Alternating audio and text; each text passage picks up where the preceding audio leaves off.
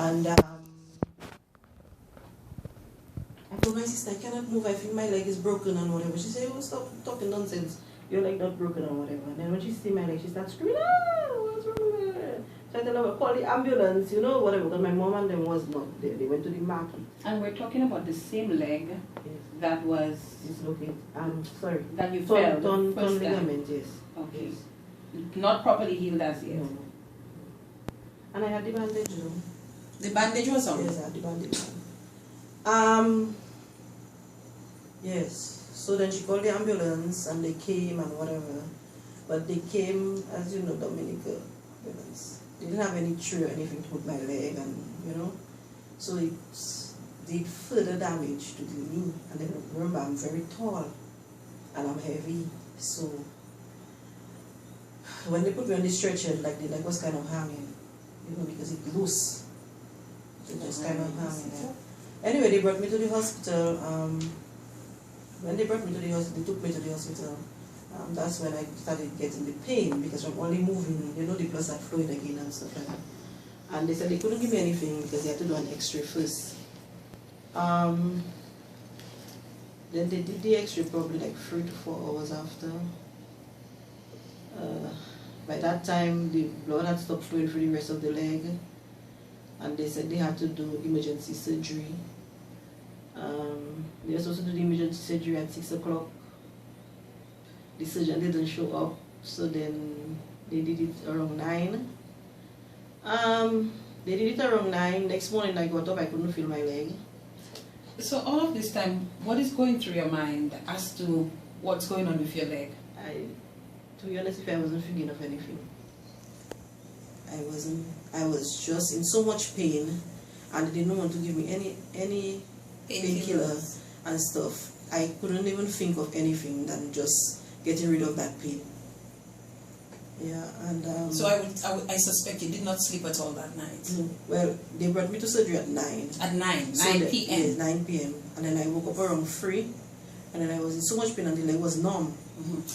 Just to pause a moment, the surgery, what did it entail? What did they have to do? What were they doing in terms of the surgery? What they did was that the artery was trapped. The artery was trapped between the muscle. So they was trying to release it. Release the artery. So they did an incision at the back of my calf to release the artery, but it did more damage. So the leg was there. And when I woke up, when I would say I woke up because I never slept, I told the nurse, you know, I wasn't feeling my leg and whatever. And she said, the doctor coming in, the doctor came in at 11. And what do they say to you all of this time?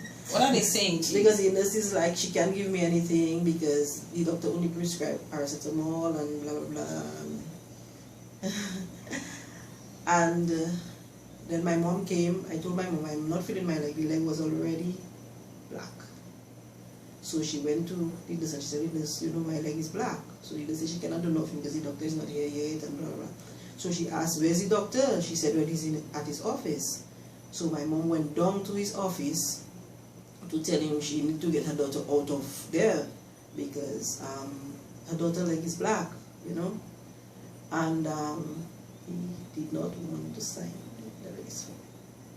But knowing my mom...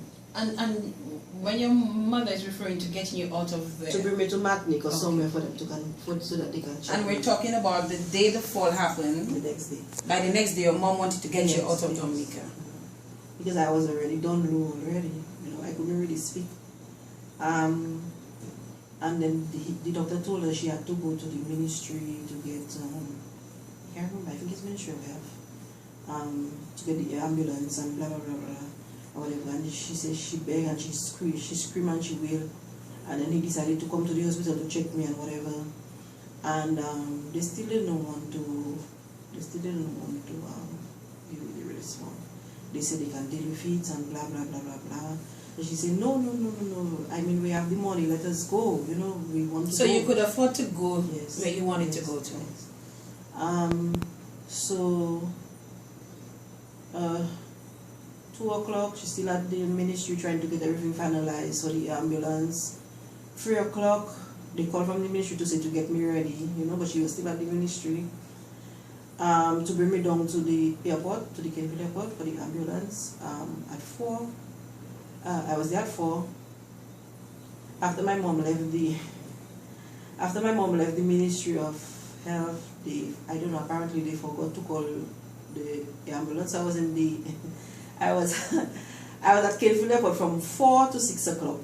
No ambulance. So I tell my mom, you know, we sit in the ambulance. I tell her, why don't you go inside the airport and ask a question, because you know that's ridiculous. I lying there for how long? And you were in on an this ambulance? little stretcher, Alright. you know, and stuff is in an ambulance. And when she was at it, she said they said they wasn't expecting no ambulance. Anyway, they said they will call because we have all the papers and the forms and the documents and stuff like that. And when they called, they came around 6:15 or 6:15. The air ambulance arrived. Yes, came. And then we went to Matnik, 10 to 15 minutes.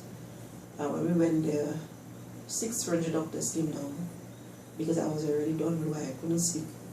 But what is going through your mind all this time, Cheryl? Nothing really, to be honest. If you were you even aware of what was happening? I'm not even sure. The only thing I remember was because I understand a little French. So when they said that my leg is badly off, if they don't amputate it in 10 minutes, I will die. So my mom is asking me what they're saying. So I tell her, well, she have to sign. I tell her just sign the paper because I don't want to die. Wait. I don't want to die. Let's pause a moment here. Yes, the leg was gone. Your leg was practically dead. You get to the hospital in Martinique. Yes. You're overhearing the doctor saying that your leg should be amputated in 10 minutes or you will die. Yes. And all you say to your mother is sign the papers. Yes, because I don't want to die. She can tell you that herself. So at the time you were thinking about your life. Yes. And if it meant losing your leg, yes, then so be it. Yes. And all of this happening in less than a 24-hour period. Yes. That your life is just changing there right before your eyes from a fall that you took inside your house. This is amazing.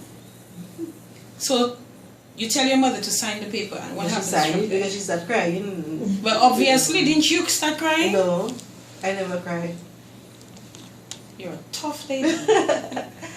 I never cried.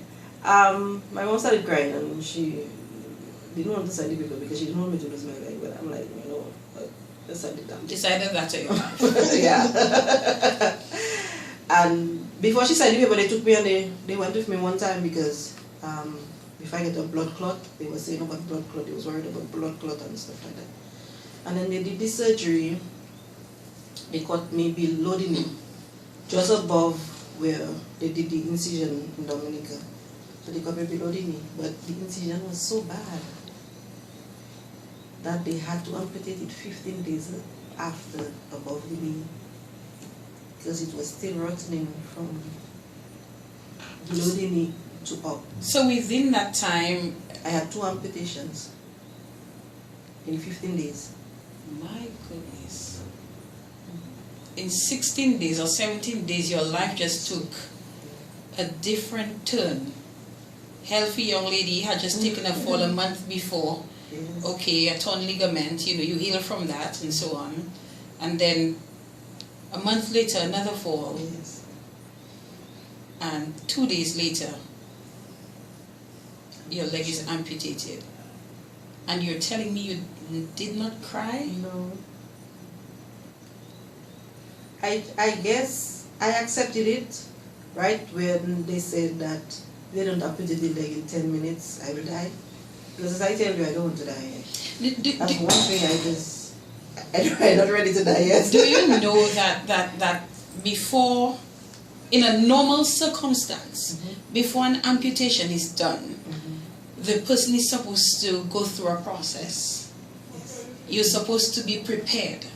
You go through an interview process. They speak to you. They advise you. They counsel you and all of that. And in 10 minutes, you had to make that life-changing decision for yourself. And you did it because you wanted to save your life. And 15 days later, you're being told that it has to go higher. Yes. Or else. Another or else? Yes. Because it was rotting in, so the same thing for blood clot. Just still rotting. And you talk about rottening. I mean, like rotten meat, like old meat, like when a cow dead and you know, like when you pass and you take the scent, that's how it was smelling. And that was happening to your body. Yeah. And you could see it. Yes. And you could smell it. Mm-hmm. Yeah. We will be back in just a moment. The story of Cheryl Emmanuel Plummer, very strong young lady. We take a break and we'll come back right after this.